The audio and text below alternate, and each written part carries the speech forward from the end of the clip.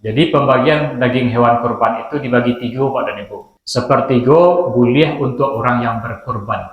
Kalau kurbannya kurban sunnah. Tapi kurban nazar tidak masuk Pak. Ada yang bernazar Bu. Ambo bisuak kalau sehat amma Bu. Ambo berkurban. Sehat ammanya ditunaikan nazarnya. Maka kurban nazar tidak boleh awak satu dapat daging dari kurban tadi. Tapi kalau kurban sunnah bukan kurban nazar, maka awak boleh dapat sepertiga. Setelah kurban disembelih, panitia kurban mengambil sebagian dari daging kurban, kemudian mereka masak dan memakan bersama-sama. Sementara daging kurban tersebut belum dibagi-bagikan kepada orang yang berhak menerimanya. Ada enggak Bu? Ada. Sudah jawi tadabiyah, sudah kambing kurban tadabiyah. Kemudian panitia berinisiatif memasak. Sehingga sado nama kerajo tadi itu makan siangnya lah Jo. Gulai daging. Gulai daging kurban. Duduk masalahnya ke.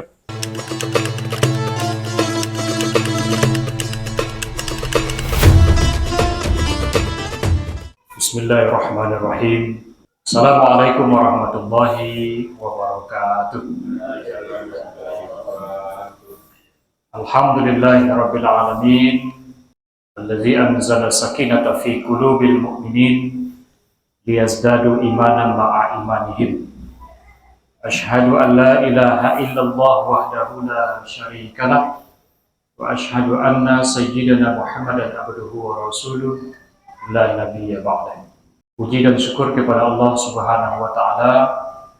Syukur alhamdulillah malam kini kita di tanggal 7 Zulhijjah. Berarti 3 hari lagi 10 Zulhijjah.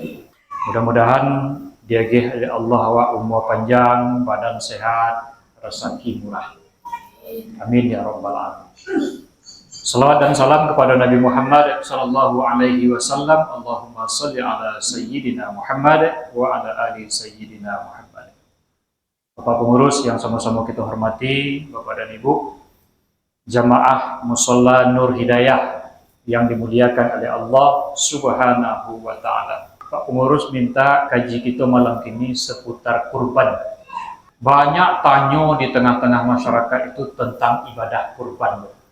Mulai dari kami tidak boleh mengarik kuku, sampai ke panitia menjual kulit, sampai ke jemaah dan mandoan daging bagai.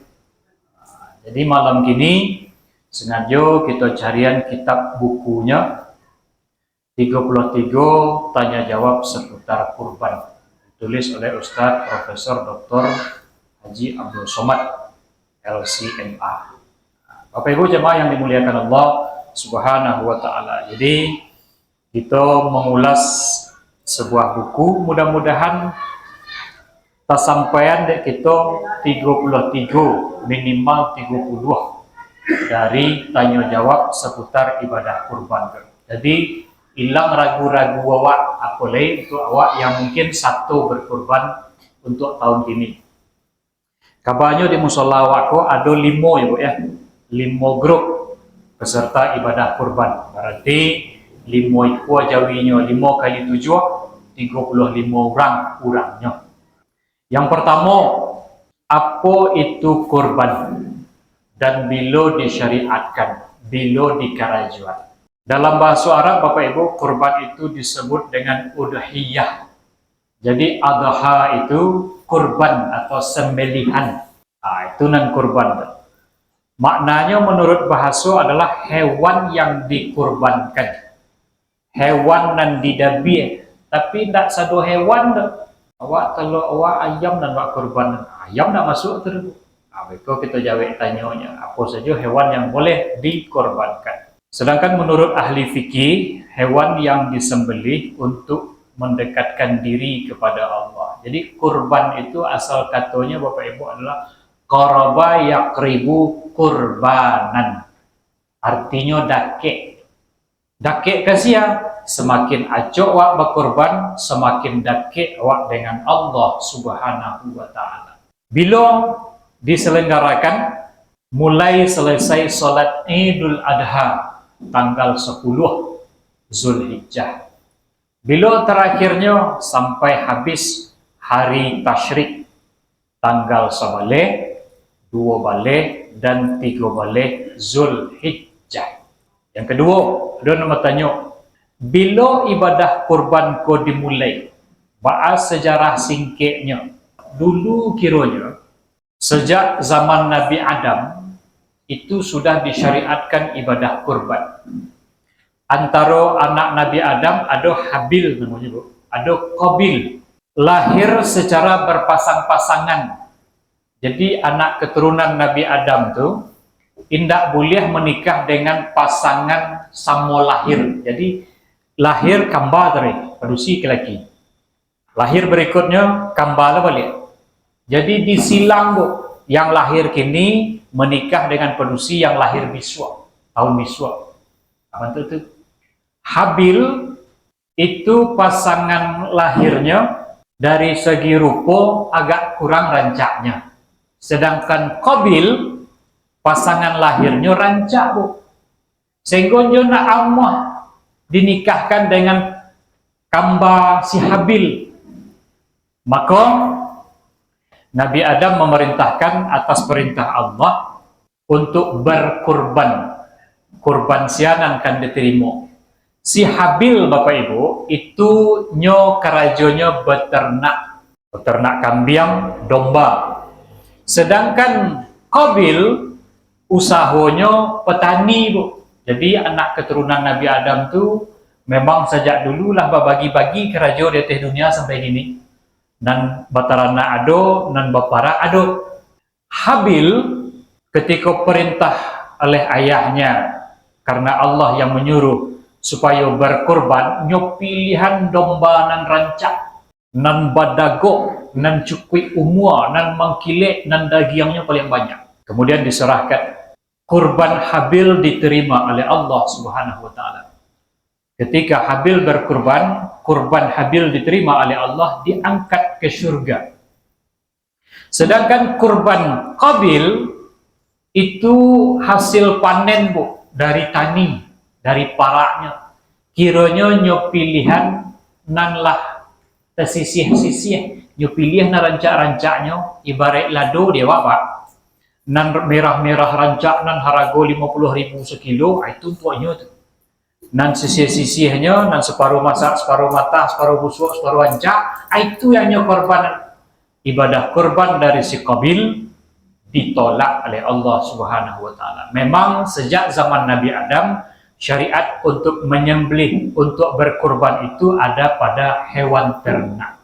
Dan ternyata Bapak Ibu, ketika Nabi Ibrahim mengorbankan perintah Allah untuk mengorbankan putra tercintanya Ismail alaihissalam, ketika pisau tajamlah terletak di batang liye Ismail, waktu itu juga diganti oleh Allah karena ayahnya ikhlas dengan seekor kibas domba rancak. Itunya domba si Habil yang di dalam surga diterima oleh Allah tadi, pengganti dari Ismail alaihissalam.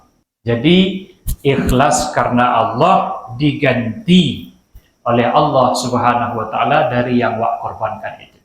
Tentang kurbannya Habil dan Qabil tadi, Bapak Ibu, itu bisa kita lihat di dalam surah Al-Maidah ayat 27. Kemudian pertanyaan berikutnya, apa dasar hukum kurban? Dasar hukum kurban itu adalah Al-Quran, hadis, dan ijma' para ulama. Dalilnya rakaat kedua solat maghrib tadi kita baca, Inna a'toina kal kautsar. Sesungguhnya kami telah memberikan kepadamu nikmat yang sangat banyak. Fasholli li rabbik. Maka dirikanlah salat karena Tuhanmu. Wanhar, dan berkurbanlah. Apa dalil kurban dari sunnah? Hadis riwayat Hakim, Ibnu Majah, dan At-Tirmizi. Apa kata Nabi SAW, Bapak Ibu? indaklah seorang manusia melakukan satu amal pada hari nahar, tanggal 10 Zulhijjah tadi itu. Hari nahar namanya. Hari nahar itu haram berpuasa. Tapi sebelum barangkali sembahyang hari raya, disunnahkan berpuasa terlebih dahulu. Sebenarnya tidak puasa judulnya itu, tidak makan, tidak minum, belum mencicipi apa-apa. Yang dilakukan oleh Nabi adalah hidangan pertama pada hari Idul Adha itu adalah sembelihan hewan kurban tadi. Nabi kambiang yang nyodabi, sesudah dikuliti, kemudian disai-sai, dimasak. Itu hidangan pertama. Dan hari tasyrik itu tidak boleh puasa, Pak. Lantaran memang Allah memerintahkan nikmati dulu hewan kurban yang wak nabi di hari Idul Adha itu. Yang lebih dicintai oleh Allah daripada menumpahkan darah menyembelih kurban. Sesungguhnya hewan kurban itu akan datang pada hari kiamat dengan tanduknya, dengan bulunya, dengan kukunya. Sesungguhnya Allah Subhanahu wa taala telah menerima niat berkurban sebelum darahnya jatuh ke tanah. Alun kaneda dia jawi kambiang nan wak kurban itu debo, itulah diterima pahalanya oleh Allah Subhanahu wa taala untuk awak man satu berkurban. Maka bersihkanlah jiwamu dengan beribadah kurban, kata Nabi sallallahu alaihi wasallam. Pertanyaan berikut, apa hukum berkurban? Apa hukum berkurban? Berkurban hukumnya sunnah muakkad. 3 mashaf menyebutkan hukum berkurban adalah sunnah muakkad bagi yang mampu melaksanakannya berdasarkan hadis Nabi Shallallahu Alaihi Wasallam yang diriwayatkan oleh Ibnu Abbas. Apa kata Nabi, Bapak Ibu? Ada 3 perkara yang wajib bagiku. Nabi mewajibkan 3 perkara. Yang 3 perkara kau wajib bagiku, kata Nabi, tapi sunnah untuk kalian. Yang pertama, salat witir. Nabi wajib witir, Pak. Menjelang lalu witirnya dulu. Sesudah qiyamul lail, witirnya dulu. Yang kedua, menyembelih kurban. Berkurban Nabi wajib tiap tahun, tapi kita umatnya hanya disunnahkan bagi yang mampu. Kemudian yang ketiga, salat duha, Pak. Nabi mewajibkan atas dirinya untuk salat duha setiap hari. Untuk awak sunnah muakkadnya. Aku Rasulullah diperintahkan untuk berkurban dan tidak wajib bagi kamu. Jadi awak hukumnya berkurban itu sunnah muakkad. Kita lanjut pertanyaan berikut. Apa syarat bagi orang yang berkurban? Apa syarat orang tu baru bisanya berkurban? 1, Islam. Ada orang sebelah rumah awak pindah seagama je awak ada. Pak pengurus, kamu satu kurban cek. Awak tahu bahasanya tidak seagama je awak. Tidak sah kurban orang kafir. Syarat pertama harus Islam, wajib Islam. Yang kedua, bebas atau merdeka, bukan budak. Kalau kini kan tidak ada budak, pembantu ada. Pembantu tidak sama aja budak. Itu di zaman jahiliyah, zaman sejak dulu ada. Kemudian balik berakal, balik kau cukup umur, berakal tu pandainya membedakan bahasa kau elok kau tidak, kau boleh kau tidak, kau punya bo, kau punya orang. Kalau alun pandainya membedakan itu berarti dia belum wajib, belum memenuhi syarat untuk berkurban. Kemudian mampu untuk berkurban. Berarti nyo yang membayar surang jo pitihinyo. Tapi ada di antara apa-apa tu yang mendaftarkan ateh nama anaknya berkurban. Padahal anaknya belum punya penghasilan. Bahkan anaknya masih SD. Di pergantiannya tiap tahun. Dan tahun kini apa tu? Tahun besok ibu tu. Tahun besok cek lagi anak nomor 1, tahun besok cek lagi anak nomor 2 dan seterusnya. Nah, sebenarnya Bapak dan Ibu, walaupun ateh nama anak, pada hakikatnya yang berkurban adalah kepala keluarga, ayah atau ibu dari si anak. Siapa yang dianggap mampu berkurban? Orang yang dikategorikan mampu berkurban adalah orang yang mampu memenuhi kebutuhan pokok untuk dirinya sendiri dan untuk orang-orang yang dinafkahinya pada hari Idul Adha dan hari Tasyrik. Kemudian ia memiliki dana yang cukup untuk menyembelih hewan kurban. Tapi kalau di luar dari nan tadi itu, kalaunya satu berkorban dikhawatirkan kontrak rumah tidak terbayar, atau air tidak terbayar, atau listrik puduanya, kemudian tidak ide-ide sudah itu lantaran awak berkorban, habis piti untuk itu, maka itu tidak termasuk dikategorikan sebagai orang yang disebut mampu berkorban. Tapi selebih daripada itu, tidak ada hutang bagian yang dibayar dong. Membayar hutang tu wajib bu, bayar hutang dulu. Cuman beda orang kini berhutang pak, hutangnya tiap bulan 5 juta sebulan, mansur Pajero Sport. Itu hutang je nama tu mah. Cuman Pajero hutangnya pak, dia berhutangnya tapi rumah hutangnya, rumah tu 1,5 miliar balinya. Nah, itu lain ceritanya tu. Mansur rumah sekian puluh juta taloknya sebulan, tapi berkorban 3 juta sekali dalam setahun. Kapan waktu penyembelihan hewan kurban? Dari Rasulullah Shallallahu Alaihi Wasallam, hadis sahih dari Imam Bukhari dan Muslim, sesungguhnya yang pertama kali kami lakukan pada hari ini adalah melaksanakan sholat Idul Adha. Kemudian kami kembali untuk menyembelih hewan kurban. Siapa yang melaksanakan itu, maka sungguh ia telah melaksanakan sunnah. Dan siapa yang menyembelih hewan kurban sebelum sholat Idul Adha, maka ia hanyalah menjadi daging yang ia persembahkan untuk keluarganya, tidak dikategorikan sebagai hewan kurban sedikit pun. Jadi, contoh, awak berkorban di Siko, sembahyang hari raya di Kampung Manggi, Kebun Sekolah misalnya, atau di Banjalaweh misalnya. Maka pastikan orang yang berkorban itu sudahnya sembahyang raya dulu, ikut menyaksikan penyembelihan hewan kurbannya. Jangan dulu mandabia daripada sembahyang. Hati-hati pak. Berdasarkan hadis Nabi Sallallahu Alaihi Wasallam. Tapi kata pengurus tadi tanggal 28 pak ya. Nah, misalnya hari raya hari Rabu, untuk amannya memang hari Kamis lah mandabia kurban. Tapi kalau sado peserta kurban yakin sudah selesai dan hadir untuk melaksanakan penyembelihan hewan kurban, silakan untuk sehari itu. Tapi kadang adonan sudah sembahyang ditampaknya jam 10 harus sudah.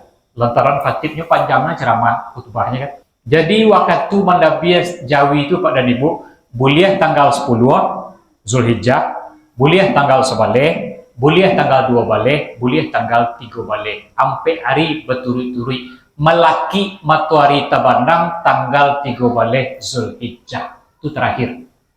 Lah tabanang matuari ado Jawi dan alun dabia, ado kelompok kurban yang alun mandabia kurbannya, maka penyembelihan sapi yang terakhir itu kalau matuari lah tabanam tidak dikategorikan lagi kepada hewan kurban. Apakah pada malam harinya boleh juga dilakukan penyembelihan hewan kurban?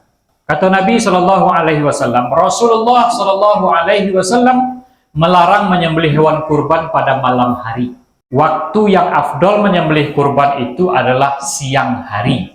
Boleh malam tapi makruh. Ba'amangko malam, larangan penyembelihan pada malam hari itu tersebut untuk menghindari hal-hal yang tidak diinginkan, antara lain kekeliruan dalam penyembelihan, salah dabie beko. Yang kedua, menyulitkan pembagian. Tentu sudah di dabie itu tuh harus dibagian semalam malam hari itu. Payah apa tu mah? Abulun lay panitia ke. Nyo sai. Daging nama saya itu sebenarnya 10 kilo, bersobok di timbangan 7,5 kilo. Mana 2,5 kilo lagi?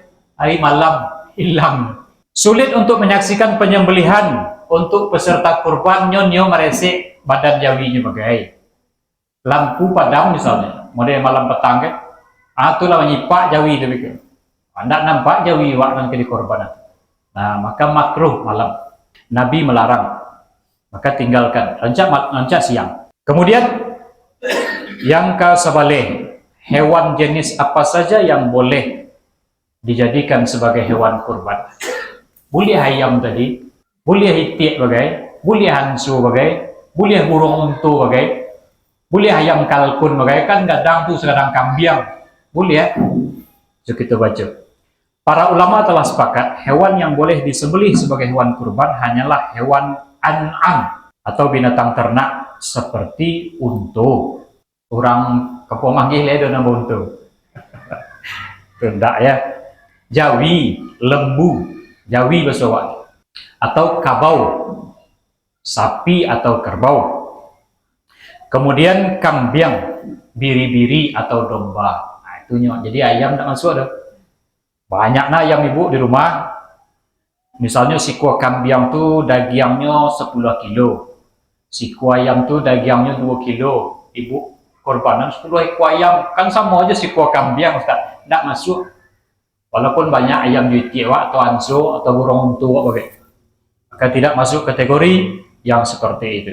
Firman Allah dalam surat Al-Hajj ayat 30. Dan bagi tiap-tiap umat telah kami syariatkan menyembelih hewan kurban supaya mereka menyebut nama Allah terhadap binatang ternak yang telah direzekikan Allah kepada mereka. Nah, jadi itu Bapak Ibu jemaah yang dimuliakan Allah, hewan-hewan kurban yang masuk kategori dan bisa dikurbankan. Apa hewan yang afdal disembelih sebagai kurban? Ya yang tadilah, unta, jawi, kabau, kambiang, domba, atau biri-biri. Adakah batasan usia bagi hewan kurban? Nah, aku nampak ragu Pak Ibu. Jangan sampai beko jawi terbalik ke rumah nak cukui. Biasanya awak di Padang Panjang Pak dan Ibu, kawan-kawan dari pertanian peternakan di bawah, kalau di Tampek Embo tu Pak Dokter Hewan Wahid dan kawan-kawan. Ustaz, di mana Pak Ustaz membeli jawi gitu? Yang ku Tuhan. Soalnya tanah hitam. Kami kepaya mencari jawi pesanan Ustaz. Apakahnya cukui umur, apakahnya sakit atau apa? Beko di laporannya tuh Bu. Sudah dicek dari orang dokter hewan tuh. Ustaz, jawi nanti go Ustaz pasan tuh nan seko tuh gak kanai. Kurang umurnya, giginya udah cukui. Alun bertukar giginya. Kurang umurnya tuh. Berarti wak minta ganti. Kalau enggak sah kurban Pak. Kalau untuk itu genap 5 tahun memasuki tahun ke-6. Kalau sapi itu genap 2 tahun memasuki tahun ke-3. Kalau kambiang genap 1 tahun masuk tahun ke-2. Apakah ada syarat tertentu tentang batasan jumlah orang yang berkurban untuk 1 ekor hewan kurban? Hadis Rasulullah SAW. Kami menyembelih hewan kurban bersama Rasulullah pada tahun Hudaybiyah. 1 ekor unta untuk 7 orang. Dan 1 ekor lembu untuk 7 orang. Jadi, si kuah jawi tadi itu boleh untuk 7 orang. 1 kambiang untuk seorang. Dari Aisyah, Rasulullah berkurban 1 ekor domba untuk Muhammad dan keluarganya. Dan berkurban 2 ekor domba warna putih dan bertanduk, salah satunya untuk Muhammad dan 1 lagi untuk umat. Nabi mendabi 3 ekor jawi, 3 ekor kambiang Pak, 3 ekor domba. Bismillahi Allahu Akbar. Iko kurban untuk Muhammad. Di dabianya cik lagi iko kurban untuk keluarga Muhammad. Kod kambiang yang ketiga, iko kurban untuk umat Nabi Muhammad. Seorang laki-laki pada masa Rasulullah berkurban 1 ekor kambing untuk dirinya dan untuk ahli keluarganya. Mereka memakannya dan memberikan kepada orang lain. Jadi Bapak Ibu jemaah yang dimuliakan Allah, apakah berkurban itu harus ada panitianya? Pada zaman Nabi Bapak Ibu tidak ada panitia kurban. Nyo kurban itu di rumah surang-surang Pak. Biar kambiang, biar jawi, biar untuk bekong baru dibagi. Jadi pembagian daging hewan kurban itu dibagi 3 Pak dan Ibu. Sepertiga boleh untuk orang yang berkurban. Kalau kurbannya kurban sunnah. Tapi kurban nazar tidak masuk Pak. Ada yang bernazar Bu. Ambo bisuak kalau sehat amma ambo berkurban. Sehat ammanya ditunaikan nazarnya. Maka kurban nazar tidak boleh awak 1 dapat daging dari kurban tadi. Tapi kalau kurban sunnah bukan kurban nazar, maka awak boleh dapat sepertiga. Sepertiga lain untuk fakir dan miskin, sepertiga lain untuk para tetangga-tetangga awak, tetangga dake dan tetangga jauh. Balabih orang kampung manggih dapat, boleh dioper ke tanah hitam, boleh sampai ke sungai Andok, boleh. Bapak Ibu jemaah yang dimuliakan Allah Subhanahu wa taala, apakah boleh menyembelih hewan kurban yang cacat? Dari Nabi SAW, Hewan kurban apakah yang mesti dihindari? Kata sahabat Nabi, Rasulullah menunjuk dengan tangannya dan berkata, ada ampek, nandak boleh didabi. Yang pertama, hewan yang menderita sakit pada kaki, tengkaknya bu, tak boleh. Nah, dua, kemudian buto ciek matonya, tak boleh dikorbankan. Kan tak berkurang dagingnya je matonya buto, cuman Nabi tak membolehkan. Kemudian yang ketiga, hewan yang menderita suatu penyakit, jale sakitnya. Itu yang fungsi dokter hewan tadi Pak, memeriksa apakah jawi awak, kambing awak yang akan dikorbankan, yang awak bagi tadi itu sehat atau sakit. Kemudian yang terakhir, kurus, tabali jawi kurui pengurus. Itu tidak sah kurban itu. Nabi melarang untuk ampek tadi itu, tengkak, buto, cacek, sakit dan lain, kemudian kurui. Kok dapet supaya sanang luati jamaah itu tentu nyo nang kadi dabieh, nang kadi bagian kan daging, bukan tulang. Ya nak, itu makanya kalau di Arab tuh kurban orang tuh untuk daging untuk tuh banyak. Apakah perkara yang dianjurkan bagi orang yang berkurban? Apa sih nan perlu untuk orang yang berkurban? Bagi orang yang berkurban, kalaulah masuk tanggal 1 Zulhijjah, disunnahkan supaya tidak mencukur rambut. Kalau kami dan laki-laki, semua jangan dulu dicukur. Tanggal 1. Tapi sebelum tanggal 1 petang, kan hari Senin petang tuh Bu. Nah, kalaulah masuk tanggal 1 tuh, jangan mencukur rambut. Ateh namu bulu-bulu di badan awak Bu, tidak usah dicukur Pak. Itu disunnahkan. Ya enggak? Janggui, sumui, rambut, termasuk bulu ketiak dan bulu-bulu lainnya. Nah, ibu-ibu juga seperti itu. Nah, atau tidak memotong kuku. Jadi sebelum tanggal tuh, kariklah kuku itu dulu. Mulai tanggal 1, lah tadabiah hewan kurban tuh beko, cukulah semua itu deh Pak. Kariklah janggut itu boleh. Potonglah rambut itu, kemudian bersihkanlah. Karek-karek berasialah kuku itu boleh. Itu disunnahkan. Kalau tidak tahu Pak Ustaz, telongsong awak ilmunya baru dapat malam kini, maka makruh, tidak jadi masalah tuh. Ibu tidak berdosa tuh. Ya nak. Lanjut. Persoalan nangka 7 balik. Inilah 7 balik. Adakah bacaan khusus ketika akan menyembelih hewan kurban? Itu khusus untuk nama Nabi Jawi, nama Nabi Kambing. Kalau bacaan khususnya tidak ada deh. Cuman bacaan mandabiah ada Bismillahi wallahu akbar. Ditambah ya Allahumma minka wa ilaika. Kita baca hadis Nabi sallallahu alaihi wasallam. Sesungguhnya Rasulullah menyembelih 2 ekor domba pada hari Idul Adha. Ketika beliau menghadapkan 2 ekor domba itu, beliau mengucapkan, sesungguhnya aku menghadapkan wajahku kepada Dia yang telah menciptakan langit dan bumi dengan tunduk dan patuh.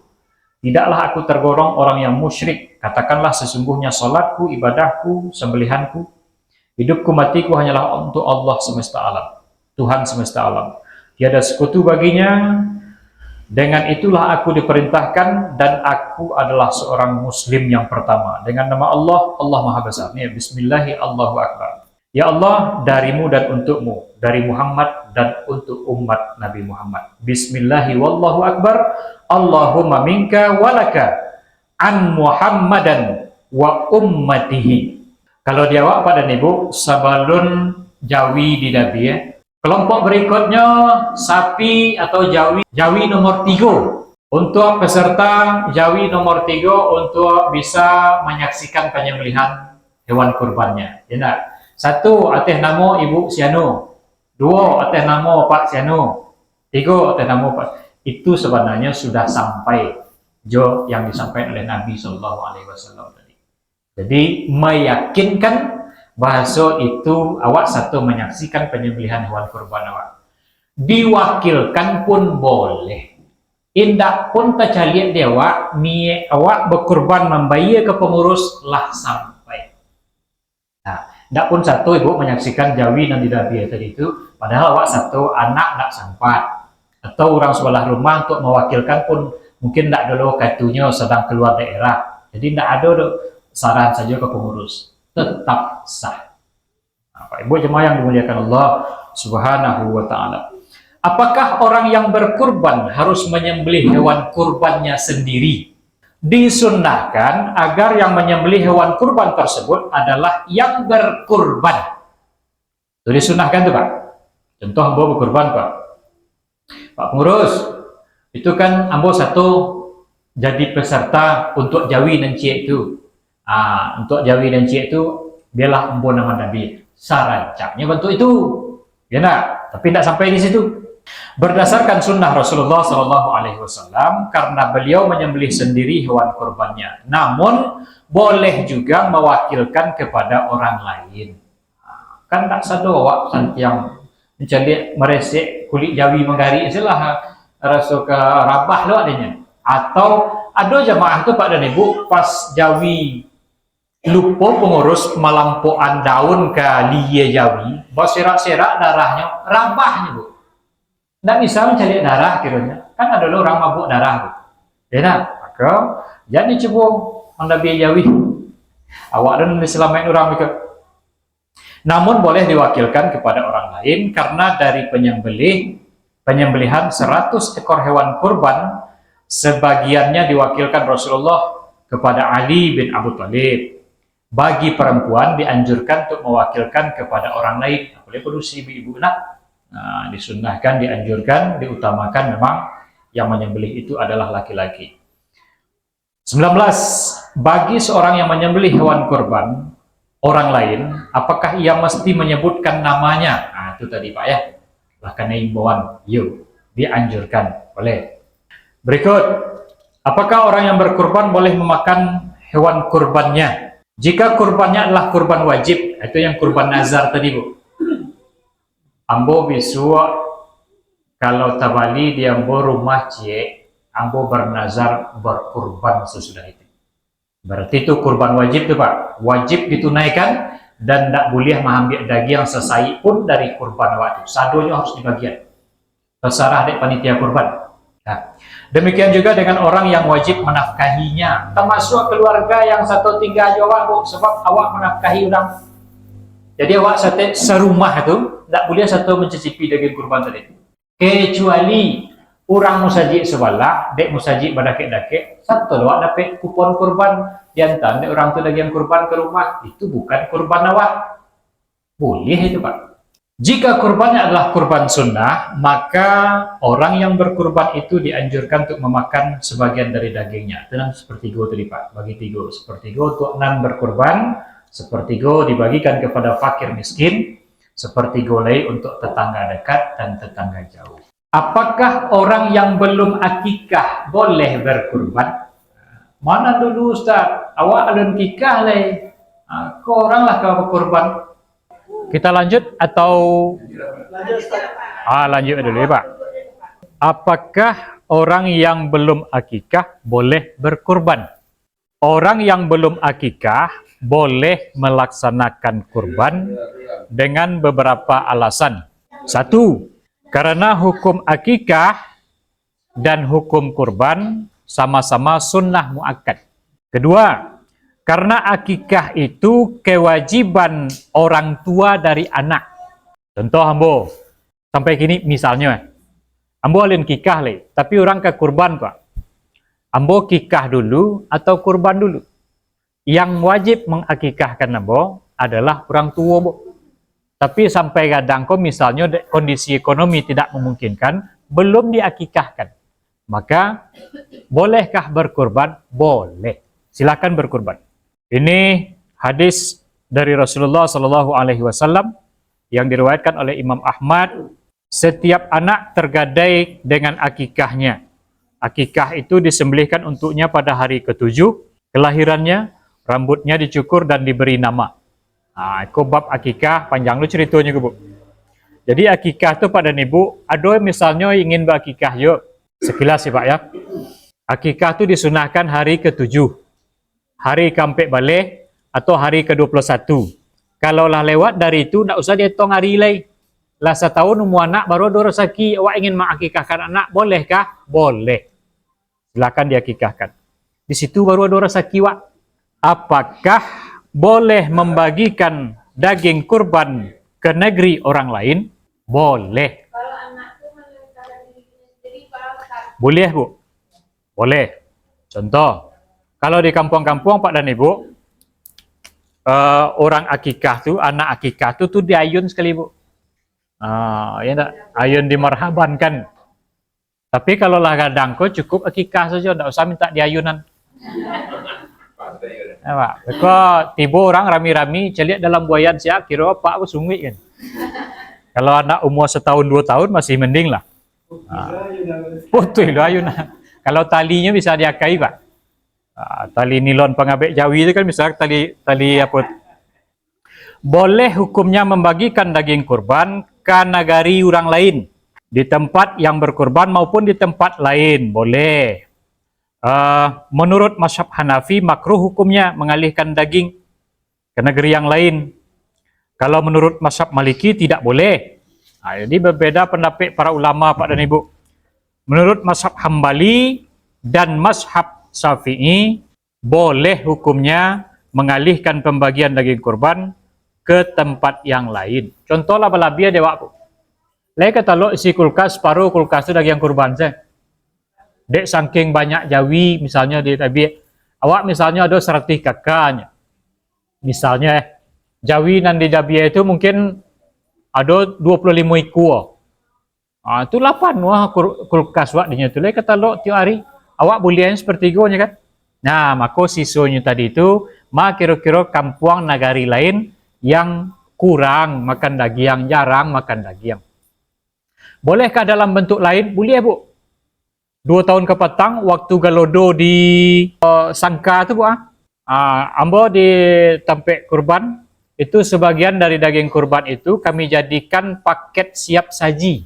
Lah jatah, memanglah jatah di luar jatah, jatah peserta kurban itu dimasak, Bu, dijadikan rendang. Dapat sekian puluh paket. Sepaket itu sekitar hampir sekilo, Bu, daging yang lama masak. Bantan ke situ. Dari simpang menunggal Batu Sangka naik katih itu, Bu, sampai ke naik gelodo tuh. Di besaran ke orang tuh. Kalau di saran daging tuh nak mungkinnya orang tuh memasak kan. Jadi deknya di camp-camp pengungsian, di pos-pos pengungsian, jadi mereka siap untuk makan saja. Maka boleh. Apakah hukum menyembelih kurban untuk orang lain yang masih hidup? Ya. Iya, Bu.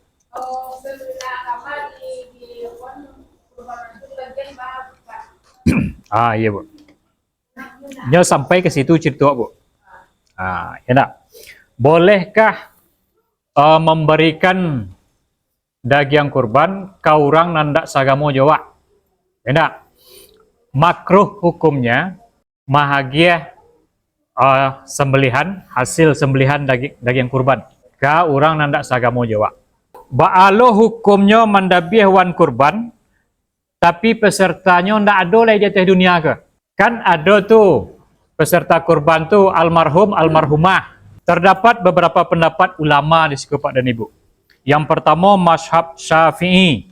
Itu ndak boleh berkurban untuk orang yang telah meninggal dunia kecuali orang tersebut meninggalkan wasiat sebelum meninggal dunia. Contoh, nak, iku ada pitihama 2 juta. Amanyo berkurban tahun kini. Pacik cie. 2 bulan melaki raya haji meninggal, Bu tuh. Maka si anak punya kewajiban untuk meneruskan wasiat tadi itu dan menambah kekurangan dari pitih yang lah diagian di amma tadi. Jadi boleh kalau nyo berwasiat sebelum meninggal dunia. Kalau seandainya ndak berwasiat tapi ada pula keinginan anak dek balabih harato, ingin mengorbankan, mungkin amanya belum pernah berkurban, maka ada pendapat ulama itu boleh saja. Jadi tidak rumit-rumit bana, Ibu. Dahulu berkorban tuh surang-surang di rumah surang-surang. Wak selamayan sepertiga 2/3 lewat bagian. Kalau kini dek banyak dari awak yang punya kesibukan dan tidak punya keahlian masalah dabia mendabia, saik menyaik, maka kita serahkan kepada pengurus yang sudah ditunjuk, yang sudah disepakati. Dan pitih nan kita agihan tu Bapak dan Ibu, kita labihan dari harago jawi dan sebenarnya, termasuk di situ biaya operasionalnya. Jadi akad ketika wak satu mendaftar ibadah kurban tu Pak dan Ibu, contoh membayar wak 3 juta sabananya, nan harago pokok 2,5, nan 500 tadi itu pitih untuk panitia pai mencari jawi. Kemudian seminggu melaki rayu haji jawi lah tibosko. Siakan menyabian rumputnya bagai. Maka termasuk itu beli kantong plastiknya, beli tali segala macamnya. Nah, 500,000 bertujuh orang untuk si jawi untuk upah jariah dari panitia tadi itu. Jadi bukan jatah hewan kurbannya yang dikurangi. Nah, kita masuk ke masalah panitia tadi Pak dan Ibu, supaya duduk perkarunya. Apakah panitia kurban boleh mengambil sebagian daging kurban sebelum dibagikan? Misal, setelah kurban disembelih, panitia kurban mengambil sebagian dari daging kurban, kemudian mereka masak dan memakan bersama-sama, sementara daging kurban tersebut belum dibagi-bagikan kepada orang yang berhak menerimanya. Ada enggak, Bu? Ada. Sudah jawi tadabir, sudah kambing kurban tadabir, kemudian panitia berinisiatif memasak. Sehingga sado nama kerajo tadi itu makan siangnya lah jo gulai daging kurban. Duduk masalahnya ke.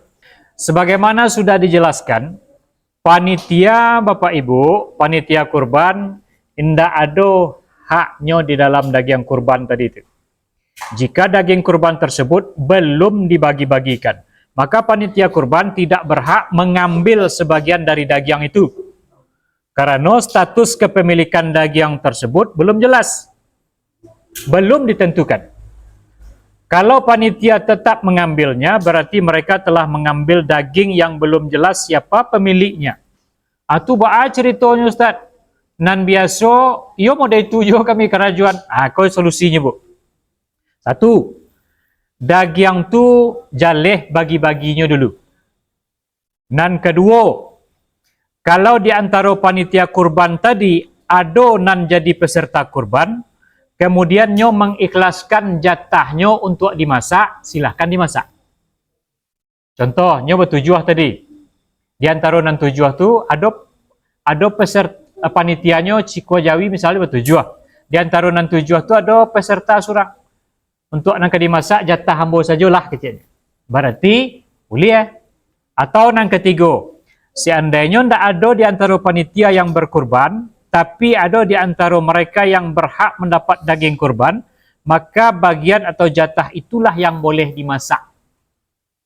Contoh, panitia tadi sadonya kan dapat kupon itu Pak. Ya enggak? Contoh, di agak-agak daging kalau dibagi dapat 1,5 kilo surang.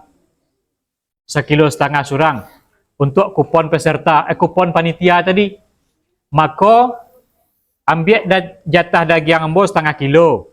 Ambil jatah daging si B 1,5 kilo, 1,5 kilo, 1,5 kilo, 1,5 kilo kali 7. Masaklah, silakan. Maka panitia rela jatahnya untuk dimasak. Itulah jaleh duduk masalahnya. Nah, bantu itu akadnya Bu. Tidak boleh salah-salah Wak. Sebab kalau indak, yang perlu ditekankan mesti diketahui jatah atau bagian sianan dimasak tadi untuk dimakan. Karena daging yang tumbuh dari yang haram lebih utama itu neraka tampaknya kata Nabi. Setiap daging yang tumbuh dari yang haram, maka nerakalah nan paling rancak tampaknya. Berarti wak satu makan nan tadi nandak jaleh duduk tagaknya. Wak makan sudah tu menjadi darah daging, mailia sampai ke otak, sampai ke tapak kaki, maka neraka tampak Wak. Hati-hati Pak dan Ibu. Berikut, masalah kulit. Apakah panitia kurban boleh menjual kulit, boleh menjual tanduk, atau bagian hewan yang lain. Kemudian hasil penjualannya nyo bagi-bagi atau nyo agihan ke musaji. Bapak Ibu jemaah yang dimuliakan Allah. Kan hendak sado awak pandai maulah kulit ya Bu ya. Ya nak, daripada nyo busuk wak jual sajalah. Pitih hasil penjualan tadi tu wak agihan saja ke musaji. Kalau ndak wak bagi-bagi gitu. Bapak Ibu jemaah yang dimuliakan Allah Subhanahu wa taala. Orang yang berkurban boleh memanfaatkan kulit hewan kurbannya berdasarkan hadis sallallahu alaihi wasallam. Kalau di kampung-kampung Pak dan Ibu, kulit itu memang berbagi semua banyak untuk peserta kurban. Bertujuhnya bagi tujuh. Kanyo jadian kerupuk, terserahlah. Kanyo jadian kebek pinggang, jadilah. Kanyo jadian dompet, segala macam, silahkan. Tapi dia awak banyak nan mubazir jadinya kulit itu. Maka, sado nan lake di hewan kurban tadi Bapak Ibu, itu wajib habis sadonyo di bagian. Kalaupun seandainya, maka boleh menjual kulit. Hasil penjualan kulit tadi tidak boleh di bagian ke musaji, tidak boleh dibagi dek panitia, tapi diserahkan kepada fakir dan miskin. Contohnya cie kulit itu terjual 100 ribu, 150 ribu. Ya. Maka boleh. Supaya tidak jadi masalah. Kadang Bapak dan Ibu, ada panitia tu yang bertugas sebagai tim pengaman. Sebab banyak lo nan membawa keranjang-keranjang ketek, tas-tas ketek. Dicek kira sobok lidah. Dicek sobok kepala. Dicek sobok kulit. Dicek sobok tungkai kaki. Jadi Bapak Ibu jemaah yang dimuliakan Allah, hati-hati jangan sampai. Berarti kan maliang wak nama Bu ya? Haram jadinya Bu. 29. Apakah boleh memberikan kulit, tanduk, daging kepada orang yang menyembelih hewan kurban? Tak boleh tadi Bu ya. Mana yang lebih afdol, berkurban atau bersedekah senilai kurban? Nah, lebih diutamakan berkurban Bapak dan Ibu. Berkurban itu fungsinya untuk syiar. Syiar agama Allah Subhanahu wa taala. Kemudian selanjutnya, apakah ibadah kurban dilaksanakan sekali seumur hidup atau setiap tahun? Awak kan lah berkurban tahun petang mengayu kurban penilai. Kan adalah untuk itu Bu ya. Dalam masalah ini terdapat beberapa pendapat mazhab. Yang pertama dari mazhab Hanafi wajib dilaksanakan setiap tahun. Siapa yang memiliki kemampuan akan tetapi tidak berkurban maka jangan mereka mendekati tempat solat kami. Menurut mazhab Hanafi wajib Bu. Menurut jumhur ulama hukumnya sunnah bagi yang mampu. Jadi berkurban tahun kini, tahun besok perai dulu, boleh tak di masalah? Sebab itu pernah dilakukan oleh sahabat Nabi. Ada beberapa orang sahabat Nabi, diantaranya adalah Abu Bakar dan Umar. Kadang-kadangnya berkurban, kadang-kadang tak berkurban. Lalu ditanya oleh penduduk Mekah, "Bah kok tak bantu Nabi? Nabi setiap tahun berkurban." Kecil sahabat tu Pak dan Ibu, kurban ini untuk Nabi memang wajib. Untuk umat Nabi sunnah muakkad. Kalau kami kerajaan tiap tahun, kami khawatir orang-orang mengira bahwa kurban ko menjadi wajib. Apakah non-muslim boleh mendapatkan jatah pembagian? Itu pertanyaan Ibu tadi. Daging hewan kurban. Menurut mazhab Maliki, makruh memberikan daging kurban kepada orang Yahudi atau Nasrani yang tidak seagama jawab. Makruh. Sedangkan mazhab Hambali membolehkan pemberian daging hewan kurban kepada orang kafir jika kurban tersebut adalah kurban sunnah. Kalau kurban nazar tadi tidak boleh Bu. Sedangkan kurban wajib tidak boleh diberikan kepada orang kafir walaupun sedikit. Membananya. Awak kurban kambing cie itu kurban di kampung tu nya. Ada orang kafir minta kawak itu kurban nazar, tidak boleh. Ada ibu yang bernazar, awak kan tak tahu nih orang 35 orang yang berkurban, ada tak yang berniat nazar kurban kini ke? Kalau seandainya ada, berarti orang yang berniat bernazar tadi saja yang tak boleh Bu. Tapi kalau seandainya 35-nya tak pernah bernazar do, sesuai jo nazar awak lah. Sesuai jo niat awak tadi itu. Berarti sadonya tergolong kepada kurban sunnah, maka boleh dibagikan, boleh orang kafir tadi itu mendapat, tapi hukumnya makruh. Contohnya satu orang nak mendapat sekeliling lah baun cancang, baun randang, rumah kawan surang ko, ndak doni dapat, kan ibu boleh, silakan. Apa hikmah dari ibadah kurban? Yang pertama, melaksanakan perintah Allah sebagai ketaatan kita kepada Allah Subhanahu wa taala dan mensyiarkan agama Allah. Jadi kurban ko ibadah amal sosial, ya nak. Ke Allah sembahyang 5 kali sehari semalam, iya. Awak mau nak berkorban untuk orang banyak pula, berbagi untuk orang lain. Yang kedua, mengikuti sunnah Rasulullah sallallahu alaihi wasallam. Kemudian yang ketiga, membangkitkan semangat kebersamaan. Kadang-kadang bersobok setiok rape, kemudian berkumpul di cie acara penyembelihan yang lama nak bersobok. Ya nak, terjalin tali silaturahim di situ. Kemudian mengikis sifat kikir dan selama itu wak simpi balapi. Kecik orang piaman pak dan ibu, keciknya hari hujan payungnya kapi, tak kajau ndanyu igi, taragak makan ayamnya dabi ayam sakit. Di usia dia bini lalu dia mensaji. Membuang sifat kikir. Iya, ya. Kemudian yang paling penting adalah memupuk ketakwaan kepada Allah Subhanahu wa taala. Dalam surat Al-Hajj ayat 37 disebutkan oleh Allah Subhanahu wa taala, la yanalallahu luhumuha wala dima'uha walakin yanaluhu taqwa minkum. Dagiang-dagiang unta, darah-darah unta nan kita dabie, jawi, kambing nan kita dabie pada saat berkurban sekali-kali tidak mencapai keridhaan Allah, akan tetapi ketakwaan kita lah yang akan mencapainya.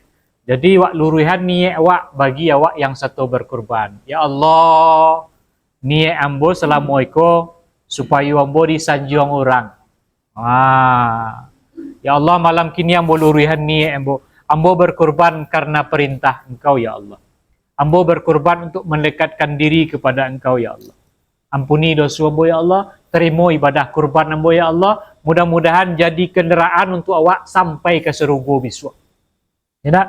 Bapak Ibu jemaah yang dimuliakan Allah Subhanahu wa taala. Panjang cerita apa dan Ibu, lampu lonjui duit. Waktu Isa lah masuk. Itu kaji tanya jawab. Iko bukan makalah, iko buku soalnya Pak dan Ibu, tapi lah ambo print dan ambo tinggal untuk Pak dan Ibu nan mau ulang-ulang kok lupa ambo tinggal ke Pak pengurus. Kok ada 2 rangkap. Barangkali ada nan kemampu banyak baca-baca di rumah Ibu ya. Barangkali itu saja Pak dan Ibu. Lebih kurang mohon maaf, mudah-mudahan ibadah kurban Bapak dan Ibu nan satu berkurban diterima oleh Allah Subhanahu wa taala, kemudian semakin dakik dan semakin takwa kepada Allah Subhanahu wa taala. Banyak maaf. Assalamualaikum warahmatullahi wabarakatuh.